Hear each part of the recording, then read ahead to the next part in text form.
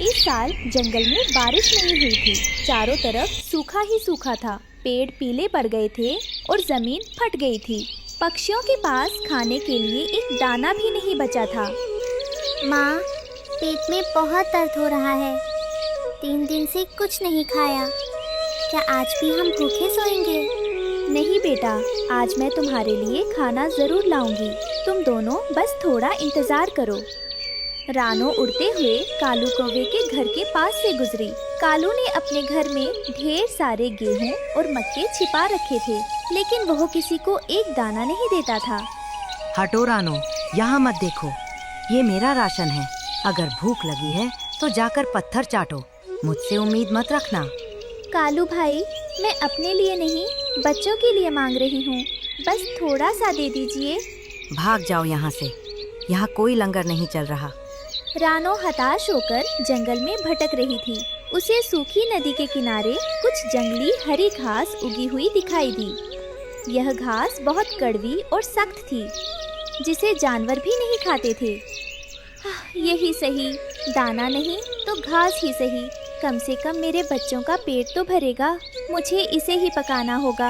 रानो ने अपनी चोंच से वह सख्त घास तोड़ी और उसे एक चपटे पत्थर पर रखकर दूसरे पत्थर से पीसना शुरू किया। उसे पीसने में बहुत मेहनत लग रही थी। पास ही खड़ी एक गौरी गाय रानो को यह करते हुए बड़े दुख से देख रही थी। रानो बेटी, ये तुम क्या अनर्थ कर रही हो? ये सख्त घास तो हम जानवरों का चारा है। तुम नन्ही सी जान इसे कैसे पचाओगी? ये तुम्हारे नाजुक पेट को पत्थर कर देगी। गौरी माँ, जानती हूँ, लेकिन मेरे बच्चे 3 दिन से भूखे हैं। एक माँ के लिए अपने बच्चों की भूख से बड़ा कोई दर्द नहीं होता। अगर यह जहर भी होता तो भी मैं इसे पीसकर खाना बना लेती। हे ईश्वर, इतनी बड़ी परीक्षा। बेटी, मेरा आशीर्वाद तेरे साथ है। तेरी ममता इस घास को भी अमृत बना देगी। बस माँ, दुआ करना कि बच्चों को पता ना चले कि यह घास है। अगर मैं इसे अच्छे से पीस लूं और पानी मिलाकर गूंथ लूं तो शायद वे खा लेंगे। गौरी गाय का दिल भर आया और वह वहाँ से चली गई, क्योंकि वह रानो का संघर्ष देख नहीं पा रही थी। रानो फिर से पत्थर घिसने में लग गई। रानो ने उसे तवे पर पकाया। यह देखने में तो रोटी जैसी लग रही है, लेकिन इसकी महक बता रही है कि यह बहुत कड़वी है। बच्चे इसे कैसे खाएंगे?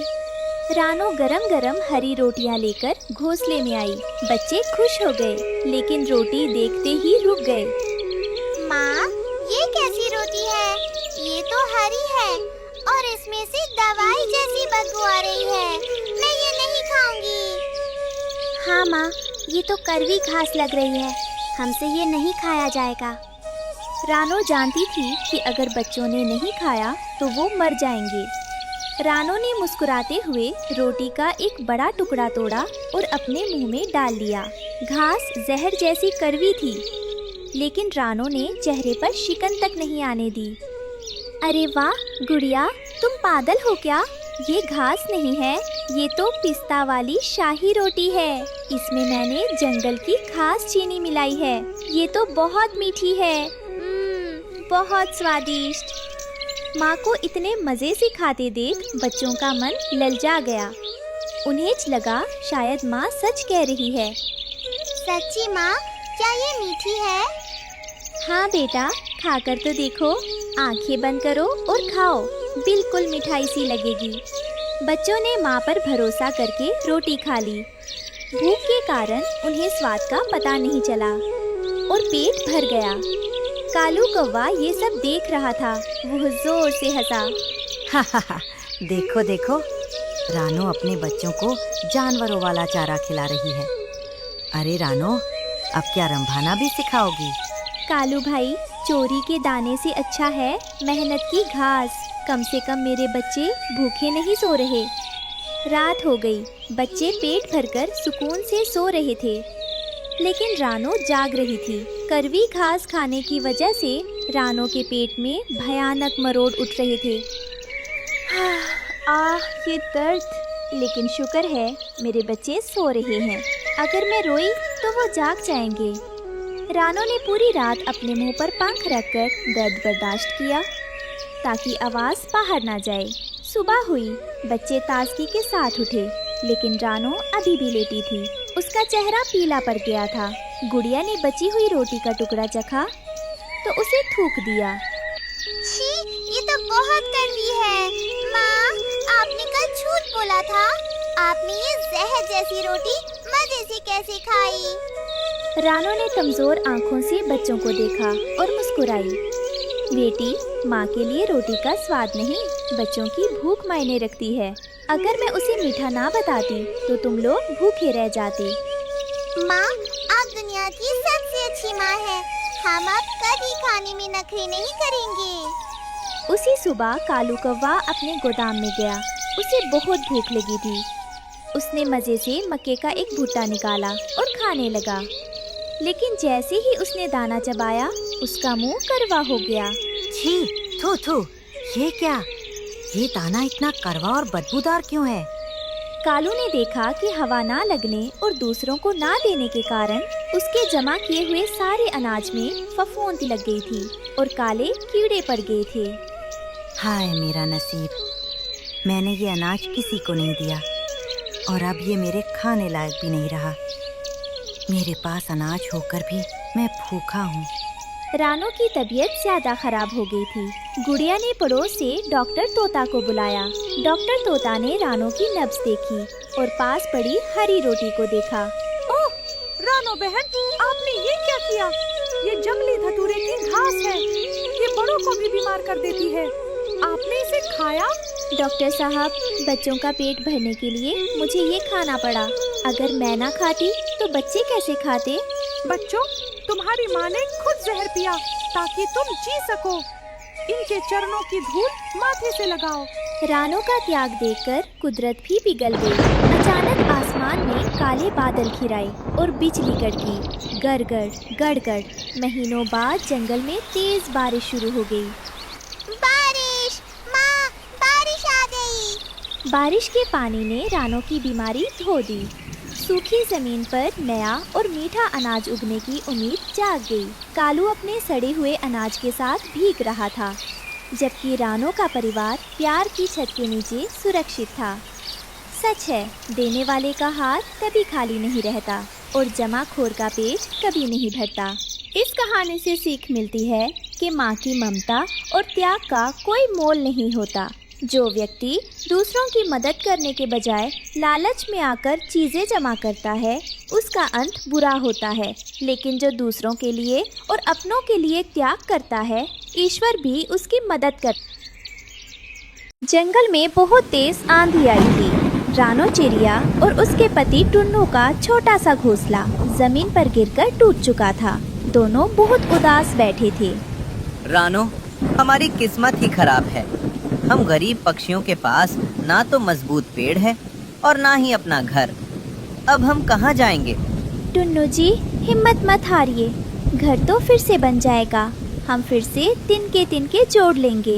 लेकिन सबसे बड़ी चिंता की बात यह है कि मैं अब अंडे देने वाली हूँ।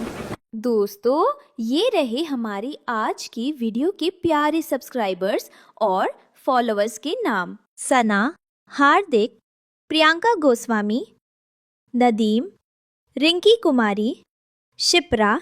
जो नहीं चुने गए, चिंता मत करो, अगली बार तुम भी बन सकते हो जंगल के सुपरस्टार। हम अपनी कहानी में लूं तो देर किस बात की, जल्दी से कमेंट करके अपना नाम हमें भेजें। अगर इस बार हमारे बच्चों को इस तरह के किसी हादसे या किसी शिकारी से कोई नुकसान हो गया तो मैं शायद ये सदमा बर्दाश्त नहीं कर पाऊंगी, मैं जी नहीं पाऊंगी। हमें इस बार कुछ बहुत ही सुरक्षित करना होगा। अभी रानो सोच ही रही थी कि तभी पड़ोस से रोने की आवाजें आने लगी। रानो और टुन्नू उड़कर वहां पहुंचे। मेरा सब कुछ लुट गया। वो निर्दयी काला नाग मेरे सतरंगी अंडे खा गया। हम कुछ नहीं कर पाए। वो चुपके से आया और सब खत्म कर दिया। जंगल में खतरा हमारी सोच से कहीं ज्यादा है। हरियाली बहन, मैं आपके दर्द को महसूस कर सकती हूँ। अब मुझे सिर्फ अपने लिए ही नहीं बल्कि अपने बच्चों के भविष्य के लिए कुछ अलग सोचना होगा। सिर्फ एक साधारण घोंसला अब काफी नहीं है। हमें इस बार किसी भी कीमत पर एक ऐसा सुरक्षित ठिकाना बनाना होगा जो किसी किले से कम ना हो। अब बारिश रुक चुकी थी। रानो नदी किनारे पानी पीने आई, लेकिन उसका ध्यान मजबूत लंबी घास और कंटीली झाड़ियों पर था। टुन्नू जी, मुझे एक शानदार उपाय सूझा है। हम अपना घर बिल्कुल भी आम तरीके से नहीं बनाएंगे। हम इन मजबूत घासों को बुनकर एक बहुत ही अनोखा 3 मंजिला लटकता हुआ घर बनाएंगे, जिसे कोई भी शिकारी आसानी से ना ढूंढ पाए और ना ही उसमें घुस पाए। 3 मंजिला? लेकिन हमारे पास तो तिनके जोड़ने की ताकत भी नहीं बची है। आप चिंता बिल्कुल मत कीजिए टुन्नू जी। मैं जानती हूँ कि ये मुश्किल है, पर मैं सब संभाल लूँगी। बस आप मेरी मदद के लिए ये बहुत चिपचिपा गोंद और ये नुकीले कांटे जमा कीजिए। मैं अपनी पूरी जान लगाकर इन मजबूत घासों को बुनती हूँ। गरीब हूँ तो क्या हुआ, मैं एक माँ हूँ और अपने बच्चों की सुरक्षा के लिए मैं हार बिल्कुल नहीं मानूंगी। रानो और टुन्नू अपनी चोंच में ढेर सारा सामान लेकर उड़ रहे थे। कालू कौवा और गोरी ये देख रहे थे। अरे देखो गोरी, ये रानो पगलिया गई है। इतना भारी सामान लेकर जा रही है। लगता है जंगल में महल बनाएगी।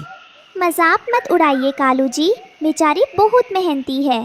पेट में अंडे है, फिर भी काम कर रही है। रानो ने दिन रात एक कर दिया। उसने घास को बुनकर एक लंबा लटकता हुआ घोंसला तैयार किया। रानो, ये सबसे नीचे वाला हिस्सा तो एकदम खुला है।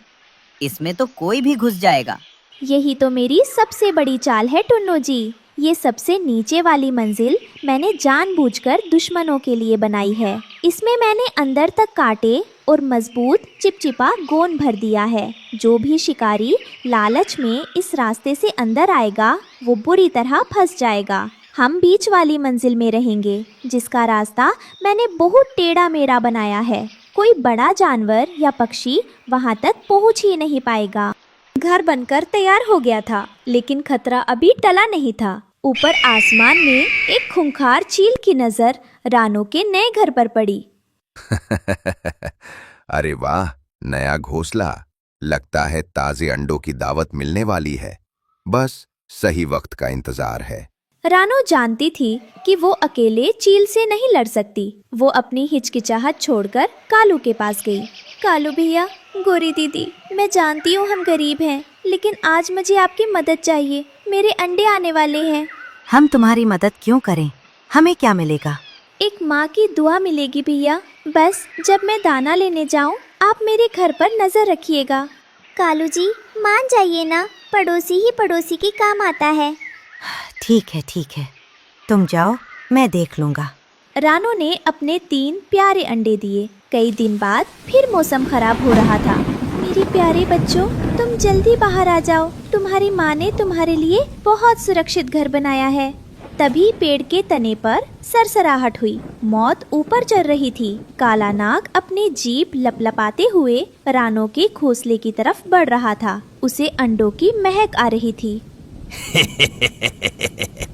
आज तो बहुत मजा आएगा। नया घर और नया शिकार, कोई नहीं बचा सकता इन्हें। काला नाग रानो के अंडों के लालच में घोंसले के सबसे नीचे वाले छेद में घुस गया, लेकिन ये रानो की चाल थी। वो रास्ता आगे से बंद था और बहुत टाइट था। अरे, ये रास्ता तो बंद है। मैं तो बुरी तरह फंस गया। मैं न आगे बढ़ पा रहा हूँ और न ही पीछे मुड़ पा रहा हूँ। रानो ने मुझे फंसा दिया। नाग वहाँ फंसा हुआ तड़प रहा था। तभी ऊपर से चील ने हमला करने के लिए उड़ान भरी, लेकिन जैसे ही वो घोंसले के पास पहुँची, उसने लटकते हुए नाग को देखा। अरे बाप रे, यहाँ तो पहले से काल बैठा है, तो ये नाग मुझे ही डस लेगा। भागो यहाँ से। भाग जा चील, वरना ये नाग तुझे छोड़ेगा नहीं। चील नाग को देखकर डर गई और बिना हमला किए भाग गई। कालू और गोरी ने उसे दूर तक खदेड़ दिया। नाग भी थककर पेड़ से नीचे गिर गया। खतरा टल चुका था। सूरज की पहली किरण के साथ रानो के अंडों में हलचल हुई और नन्हे बच्चे बाहर आए। देखो टुन्नू जी, हम जीत गए। हमारी गरीबी नहीं, हमारी सूझबूझ जीती है। रानो की खुशियों की आवाज सुनकर कालू कौवा बाहर डाल पर आकर बैठ गया। उसने उस लटकते हुए मजबूत घर को गौर से देखा। मान गए रानो, सच में तुम्हारा ये 3 मंजिला किला तो कमाल का है। तुमने साबित कर दिया कि बड़ा घर सिर्फ तिनकों से नहीं, दिमाग से बनता है। उस दिन जंगल के सभी पक्षियों ने सीखा कि मुसीबत चाहे नाग जैसी हो या चीन जैसी, अगर परिवार और पड़ोसी साथ हों और हिम्मत से काम लिया जाए तो जीत पक्की है। सुंदरवन जंगल में बर्फीला तूफान आया हुआ था। हर तरफ सिर्फ सफेद बर्फ और ठंडी हवा का शोर था। एक पेड़ की डाल पर रानो चिड़िया का घोंसला हवा में जोर जोर से हिल रहा था। रानो अपने 3 अंडों को पंखों में छुपाए कांप रही थी। टुन्नू जी, हवा बहुत बहुत तेज है और ये तूफान हमारे घोंसले को हिला रहा है। मेरे पंख भी अब इस भयंकर ठंड से सुन्न पड़ रहे हैं। अगर हम जल्द ही इन अंडों को पर्याप्त गर्मी नहीं दे पाए तो हमारे दोस्तों, ये रहे हमारी आज की वीडियो के प्यारे सब्सक्राइबर्स और फॉलोअर्स के नाम। अनमोल, सूरज कुमार, अरफिया, सना फातिमा, मुस्कान शाजिया, सुपी। जो नहीं चुने गए, चिंता मत करो, अगली बार तुम भी बन सकते हो जंगल के सुपरस्टार। दोस्तों, अगर आप भी चाहते हैं मैं आपका नाम अपनी कहानी में लूं, तो देर के मेरे पंख भी अब इस भयंकर ठंड से सुन्न पड़ रहे हैं। अगर हम जल्द ही इन अंडों को पर्याप्त गर्मी नहीं दे पाए तो हमारे बच्चे इस दुनिया की रोशनी देखने से पहले ही जम जाएंगे और मर जाएंगे। हमें किसी भी तरह उन्हें बचाना होगा। मैं जानता हूँ रानो, मैं कोशिश कर रहा हूँ कि घोंसले के सुराख बंद कर सकूं, लेकिन ये बर्फ रुक ही नहीं रही। टुन्नू घोंसले से नीचे उतरकर जमीन पर आता है। वह बर्फ को रेतकर कुछ खोजने की कोशिश करता है ताकि खाकर शरीर में गर्मी ला सके। हे भगवान, सारे दाने, सारे कीड़े बर्फ के नीचे दब गए हैं। अगर हमें खाना नहीं मिला तो हमारे शरीर की गर्मी खत्म हो जाएगी। मुझे कुछ तो करना होगा। हताश होकर टुन्नू उड़ता हुआ पुराने बरगद के पेड़ के पास पहुंचता है, जहां उल्लू बाबा अपने कोटर में बैठे थे। बाबा, हमारी मदद कीजिए। रानो और अंडे ठंड से जम रहे हैं। हमारे पास खाने को भी कुछ नहीं है। बेटा टुन्नू, इस मौसम में खाना मिलना मुश्किल है, लेकिन अगर बच्चों को बचाना है तो अग्नि घास ले आओ। वह काली गुफा में मिलती है। उसे घोंसले में रखते ही गर्मी पैदा होती है। उल्लू बाबा की बात सुनकर टुन्नू तुरंत काली गुफा की ओर उड़ चला। हवा उसे पीछे धकेल रही थी। उसकी आंखों में बर्फ चुभ रही थी, लेकिन वह रुका नहीं। मुझे हिम्मत नहीं हारनी है। मुझे रानो और बच्चों के लिए वह जादुई घास लानी ही होगी। टुन्नू हाफते हुए काली गुफा के बाहर पहुंचा। वहां कालू कौवा और गोरी कवि गुफा के मुहाने पर खड़े थे। उन्होंने गुफा का रास्ता रोक रखा था। कालू भाई नमस्ते, मुझे बस थोड़ी सी अग्नि घास चाहिए। मेरे बच्चे ठंड से मर जाएंगे। नमस्ते टुन्नू, पर ये घास मुफ्त नहीं है, हमने मेहनत से जमा की है। अगर चाहिए तो बदले में 10 ताजे कीड़े लेकर आओ। हाँ, और अगर कीड़े नहीं ला सकते तो यहाँ से चलते बनो। ये कोई धर्मशाला नहीं है। लेकिन गोरी भाभी। बस, अब और एक शब्द नहीं, यहाँ से चले जाओ, वरना मैं तुम्हें धक्का देकर इस बर्फीली खाई में गिरा दूंगा। निकलो यहाँ से। टुन्नू खाली हाथ रोता हुआ वापस घोंसले में आया। रानो की हालत अब और खराब हो चुकी थी। मुझे माफ कर दो रानो, कालू ने सारी घास पर कब्जा कर लिया है। वो बिना खाने के घास नहीं देगा और जंगल में खाना है नहीं। आप रोइए मत टुन्नू जी, हमें इस समय टूटना नहीं है। आप तुरंत अंडों पर बैठिए और उन्हें अपने शरीर की बची हुई गर्मी दीजिए। मैं ये खतरनाक काम खुद करने जाती हूँ। एक माँ अपने बच्चों के लिए खाली हाथ वापस नहीं आएगी। मैं किसी भी कीमत पर वह अग्नि घास ढूंढ कर लाऊंगी। रानो उड़कर गुफा के अंदर आ तो गई, लेकिन वहाँ सिर्फ अंधेरा था। कालू ने सामने की सारी घास निकाल ली थी। रानो ने हिम्मत नहीं हारी और गुफा में और अंदर तक ढूंढने लगी। अरे देखिए टुन्नू जी, उस काले गहरे कोने में पत्थरों के बीच दबी हुई एक बहुत छोटी सी जड़ अभी भी बची हुई है। ये शायद हमारी आखिरी उम्मीद है। हमें इसे किसी भी तरह निकालना होगा। रानो ने बिना समय गवाए उस जड़ को अपनी चोंच से पकड़ा। जड़ पत्थरों में फंसी थी, लेकिन रानो ने अपने पूरी ताकत लगाकर उसे उखाड़ लिया। जैसे ही रानो वो जड़ लेकर बाहर निकली, कालू कौवे ने उसे देख लिया। अरे रुक, ये मेरी गुफा की घास है, इसे तू नहीं ले जा सकती। कालू भैया, आप क्यों इतनी क्रूरता दिखा रहे हैं? ये तो सिर्फ एक छोटी सूखी जड़ है। आपके पास तो घास का पूरा ढेर लगा हुआ है। कृपया हमें ये थोड़ी सी जड़ ले जाने दीजिए। अगर आप हमें रोकेंगे तो मेरे मासूम बच्चे इस ठंड से निश्चित रूप से मर जाएंगे। मुझे परवाह नहीं, ला ये मुझे दे। कालू झपट्टा मारता है। तभी पास के पेड़ से मोर ने छलांग लगाई और कालू के सामने आ गया। पीछे हटो कालू, शर्म नहीं आती एक लाचार माँ से उसका हक छीनते हुए? कुदरत की चीजों पर सबका हक है। मोर को देखकर कालू डर गया और पीछे हट गया। रानो ने मोर को धन्यवाद दिया और उड़ चली।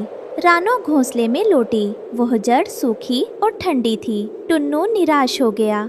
रानो, ये तो बुझी हुई है, ये काम नहीं करेगी। ये काम करेगी टुन्नू जी, आप निराश मत होइए। शायद ये जड़ ठंडी और बुझी हुई है, लेकिन एक माँ की ममता और उसका संकल्प इसे जरूर जलाएगा। मैं अपनी पूरी जान लगाकर इसे फूकूंगी और इसे गर्म करके अपने बच्चों को बचाऊंगी। रानो ने उस जड़ को अंडों के बीच रखा और अपनी गर्म सांसें उस पर फूकने लगी। पूरी रात भूखी प्यासी रानो सिर्फ उस घास को फूक मारती रही। धीरे धीरे रानो की मेहनत से वो जड़ हरे रंग में चमकने लगी और घोंसला गर्म हो गया। अगली सुबह जंगल में शोर मच गया। कालू कौवे के घोंसले से काला धुआं निकल रहा था। बचाओ बचाओ, हमारा घर जल रहा है। लालच का यही अंजाम होता है। तुमने इतनी ज्यादा अग्नि घास जमा कर ली कि उसकी गर्मी से तुम्हारा ही घर जल गया। इधर रानो के घोंसले में एक मीठी आवाज गूंजी, ची ची। अंडे टूट चुके थे और 3 प्यारे बच्चे रानो की गोद में थे। कालू और गोरी, जिनका घर जल चुका था, सर झुकाए रानो के पास आए। रानो बहन, हमें माफ कर दो, हमारे पास अब रहने को जगह नहीं है। आ जाइए कालू और गोरी बहन, मुझे पता है कि आप दोनों ने मेरे साथ कितना बुरा किया, लेकिन इस भयानक तूफान में मैं आपको बेघर दर नहीं छोड़ सकती। जब तक ये बर्फीला तूफान है, आप हमारे पेड़ की निचली डाल पर शांति से रह सकते हैं। मुसीबत में किसी का साथ देना और माफ कर देना ही हमारा असली धर्म है। रानो की छोटी सी सुलगती घास ने न सिर्फ उसके बच्चों को बल्कि उसके दुश्मनों को भी नई राह दिखाई। जंगल में मेला लगा था। हर जगह पटाखे फूट रहे थे। रानो का बेटा कुकू और बेटी गुड़िया बहुत खुश थे। तभी कालू कौवा के बेटे जग्गू ने शरारत की। ए कुकू, ये देखो सबसे बड़ा पटाखा। जग्गू ने एक तेज रोशनी वाला पटाखा कुकू के बिल्कुल चेहरे के पास फोड़ दिया। धड़ाम! कुकू की आंखों में धुआं और चिंगारी चली गई। मेरी आंखें! दोस्तों, ये रहे हमारी आज की वीडियो के प्यारे सब्सक्राइबर्स और फॉलोअर्स के नाम। अभिषेक, पीहू, रोहिणी, राखी, रिया।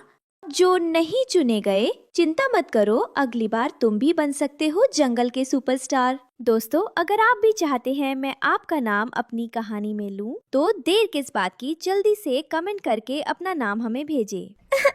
माँ, मुझे कुछ दिखाई नहीं दे रहा, सब काला हो गया। कुकू बेटा, क्या हुआ? अपनी आंखें खोलिए। रानो और टुन्नू कुकू को लेकर डॉक्टर के पास भागे। डॉक्टर कबूतर ने कुकू की आंखों की जांच की। माहौल बहुत गंभीर था। रानो बहन, मुझे माफ करना। उस पटाखे की तेज रोशनी और धुएं ने कुकू की आंखों की रोशनी छीन ली है। अब ये कभी देख नहीं पाएगा। ऐसा मत कहिए डॉक्टर साहब, मेरा बेटा अभी छोटा है, वो अंधेरे में कैसे जिएगा? कोई तो रास्ता होगा। एक ही रास्ता है। नील पर्वत पर एक इच्छाधारी नागिन रहती है। उसके पास जादुई सुरमा है, लेकिन वहां जाना मौत को दावत देना है।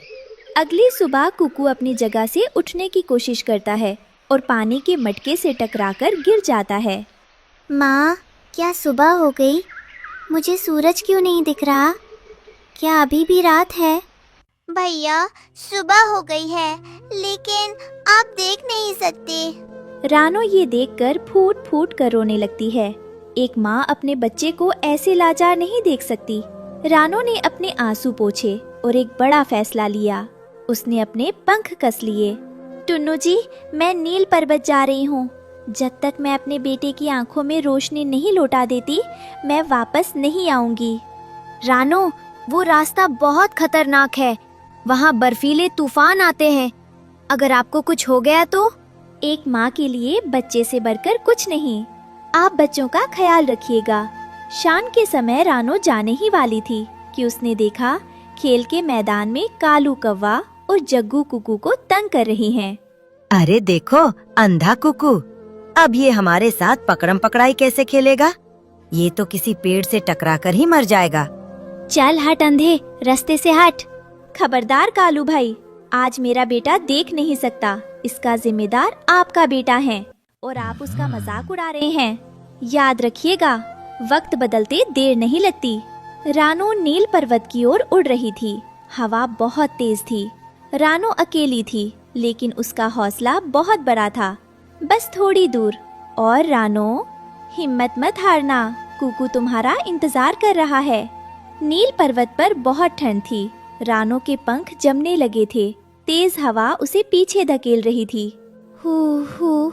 रानो एक चट्टान के पीछे छिप गई। उसके शरीर में ताकत नहीं बची थी, लेकिन बेटे का चेहरा याद आते ही उसने फिर उड़ान भरी। रानो ठंड से जमने ही वाली थी कि वो बेहोश होकर बर्फ पर गिर गई। तभी वहाँ एक सफेद भालू आया। अरे, ये नन्ही चिड़िया यहाँ इतनी ठंड में क्या कर रही है? ये तो मर जाएगी। भालू ने रानो को उठाया और अपनी गुफा में ले जाकर आग के पास रखा। रानो को होश आया। धन्यवाद भालू दादा, आपने मेरी जान बचाई। मुझे नागिन की गुफा तक जाना है। बेटी, तुम बहुत बहादुर हो। नागिन की गुफा उस काली पहाड़ी के पीछे है। संभल कर जाना, वो बहुत चालाक है। मेरा आशीर्वाद तुम्हारे साथ है। भालू की मदद से रानो को नई ताकत मिली और वो फिर उड़ चली। रानो गुफा के पास पहुंची। वहाँ हड्डियों के ढेर लगे थे। तभी अंदर से एक भारी आवाज आई। कौन है जो अपनी मौत के पास खुद चल कर आया है? नागिन माता, मैं एक बदनसीब माँ हूँ। मुझे अपने बेटे के लिए जादुई सुरमा चाहिए। नागिन अपने असली रूप में प्रकट हुई। उसकी आंखें जल रही थीं। जादुई सुरमा? वो बहुत कीमती है रानो। उसके बदले तुम्हें अपनी सबसे कीमती चीज देनी होगी। मुझे तुम्हारी सुरीली आवाज बहुत पसंद है। अपनी आवाज मुझे दे दो और सुरमा ले जाओ। मेरी आवाज? लेकिन अगर मैं बोल नहीं पाऊंगी तो अपने बच्चों को लोरी कैसे सुनाऊंगी? फैसला तुम्हारा है। आवाज चाहिए या बेटे की आंखें? रानो ने एक पल सोचा। उसने अपनी आंखों में बेटे की तस्वीर देखी। उसने नागिन को इशारे से हाँ कर दी। एक जादुई रोशनी रानो के गले से निकलकर नागिन के पास चली गई। रानो की आवाज हमेशा के लिए चली गई। बदले में नागिन ने उसे सुरमे की डिब्बी दी। रानो घर लौटी। वो बहुत थकी हुई थी। टुन्नू और बच्चे उसे देखकर दौड़ पड़े। रानो कुछ बोल नहीं पाई। उसने बस कुकू को गले लगा लिया और सुरमा निकाला। रानो, आप आ गई? क्या आप सुरमा ले आई? कुछ बोलती क्यों नहीं? रानो ने कांपते हाथों से कुकू की आंखों में सुरमा लगाया। सुरमा लगते ही कुकू ने धीरे धीरे आंखें खोली। माँ, मैं देख सकता हूँ। मुझे आप दिख रही हैं। मुझे सब दिख रहा है। कुकू खुशी से नाचने लगा। सब खुश थे। माँ, आप कुछ बोलती क्यों नहीं? मुझे वही लोरी सुनाइए ना। मैं बहुत दिनों से नहीं सोया। रानो ने मुंह खोला, लेकिन कोई आवाज नहीं निकली। सिर्फ टुन्नू समझ गया कि रानो ने क्या कुर्बानी दी है। बेटा, तुम्हारी माँ ने तुम्हें रोशनी देने के लिए अपनी आवाज खो दी है। अब ये कभी गा नहीं पाएगी।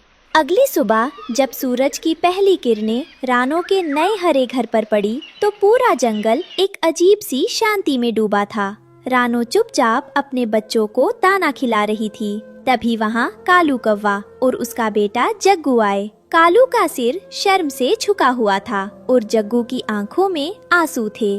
रानो बहन, मैं अपनी करनी पर बेहद शर्मिंदा हूँ। मैंने और मेरे बेटे ने कुकू का मजाक उड़ाया, उसे अंधेरे में धकेला। लेकिन जब मैंने सुना कि तुमने अपने बेटे की आंखों के लिए अपनी आवाज तक कुर्बान कर दी तो मेरी रूह कांप गई।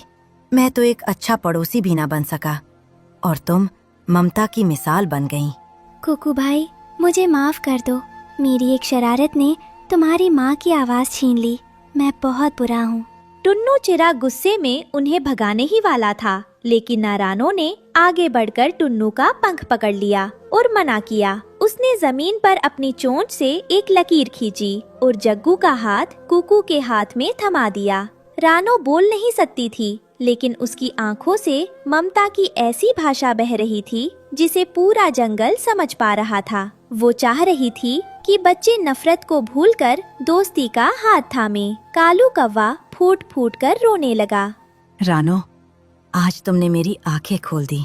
आवाज भले ही नागिन के पास चली गई हो, लेकिन तुम्हारी खामोशी आज पूरे जंगल में सबसे ऊंची और सबसे मीठी गूंज बन गई है। तुम सिर्फ एक पक्षी नहीं, तुम साक्षात ममता का रूप हो। कुकू ने अपनी माँ का हाथ कसकर पकड़ लिया।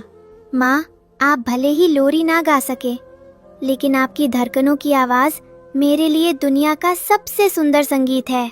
कुकू अपनी माँ से लिपटकर रोने लगा।